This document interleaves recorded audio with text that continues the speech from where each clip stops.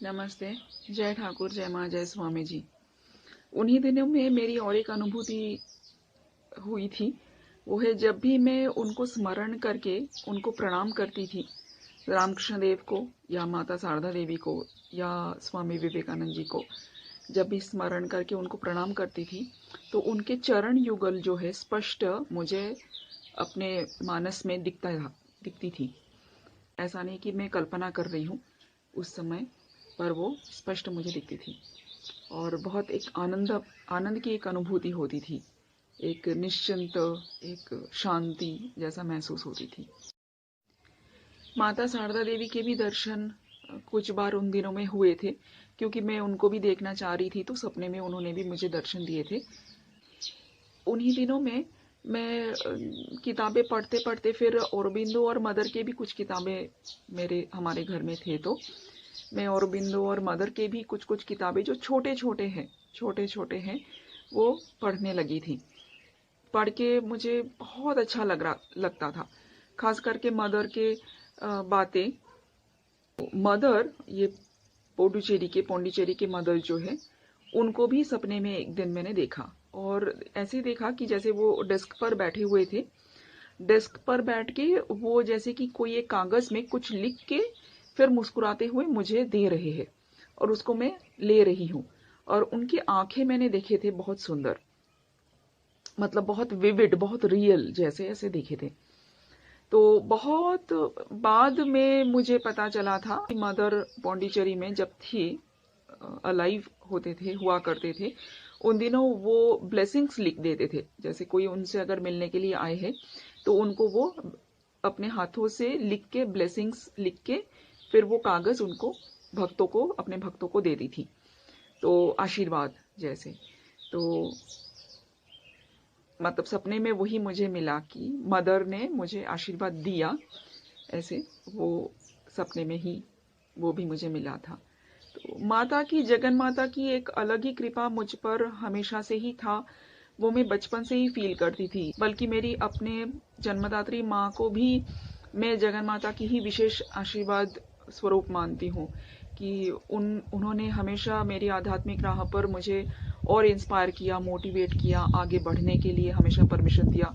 बल्कि आश्रम ज्वाइन करने के बाद जब मैं निकल पड़ी, उस समय भी यहीं गांव में आके, ये माता के मंदिर में ही आके पहुंचना, कोई और मंदिर ना होते हुए, वो भी माता की ही कृपा है। साधना के लिए बिल्कुल परफेक्ट एक प्लेस ऐसा ही मुझे मिला। ये सब कुछ ही जगन माता की ही आशीर्वाद और विशेष कृपा मेरे ऊपर हमेशा से ही था और आज भी है। छोटे छोटे और जो कुछ याद आ रहे हैं उन दिनों की बातें, वो सब कहती हूँ।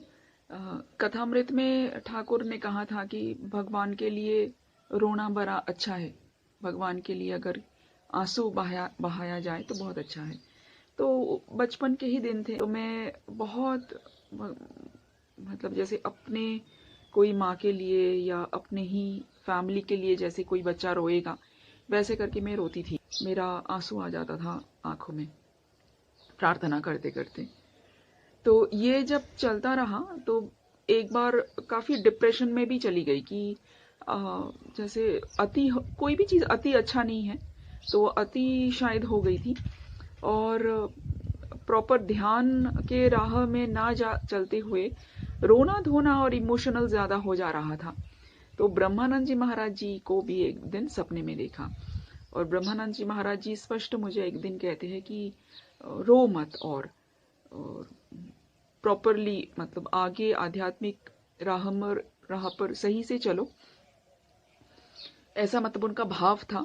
सारे वर्ड्स ऐसे एग्जैक्टली याद नहीं है, पर ऐसा भाव था कि रोना धोना बंद करो और आध्यात्मिक मार्ग पर सही ढंग से आगे अभी बढ़ने शुरू करो।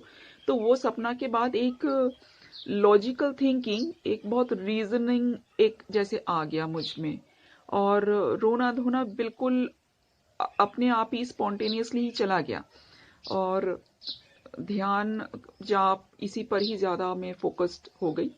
ज्यादा रोना धोना उस दिन किसके मतलब उसके बाद से मेरा बंद हो गया।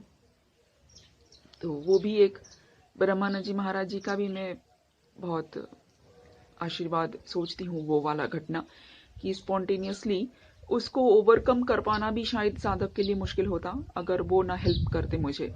तो ऐसे सपने में सिर्फ इंस्ट्रक्शन ही नहीं रहता, उसमें वो एनर्जी भी संचारित हो जाती है।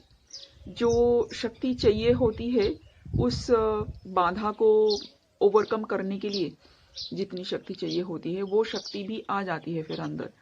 तो वो ब्रह्मानंद जी महाराज जी की कृपा से वो ऑब्स्टेकल भी ओवरकम करके आगे बढ़ पाई उसके बाद से। जब मैं मठ छोड़ के भी यहाँ तक आ गई थी, उस समय भी कभी कभी लगता था कि सही तो किया होगा ना, मतलब कुछ गलत तो नहीं हो रहा है, सब सही ही हो रहा होगा। वैसे भी बहुत महसूस करती थी माता का दया और माता का आशीर्वाद बहुत महसूस करती थी, फिर भी कभी कभी मन में आती थी कि सब ठीक ही तो होगा। तो उस समय भी हमारे मठ के ही रामकृष्ण मठ के वीरेश्वरानंद जी महाराज जी को भी दर्शन हुआ था और उन्होंने बिल्कुल हाथ मेरे सर के ऊपर रख के उन्होंने आशीर्वाद दिया था कि मतलब बहुत जैसे प्रसन्न हो मुझसे।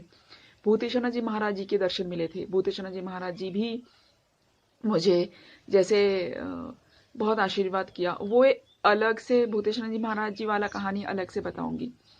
तो ये कितने ही संतों के, बल्कि living with the Himalayan masters जिनकी किताब है स्वामी रामा, उनको भी मैंने दर्शन में देखे थे, एक बार सपने में देखे थे और उनके भी आशीर्वाद प्राप्त किए थे। तो सभी संतों के आशीर्वाद मुझ पर है, उनके मतलब उनका नजर है मुझ पर, ये एहसास बिल्कुल था। और बिल्कुल इसलिए इनसिक्योरिटी या अनसेफ महसूस करना या डर डर की तो कोई डर की कोई बात ही नहीं थी, कभी लगा ही नहीं कि मैं अकेले हूं और कोई डर की कोई भावना आया ही नहीं था। तो माता की कृपा हमेशा से थी मुझ पर। तो जय ठाकुर, जय माँ।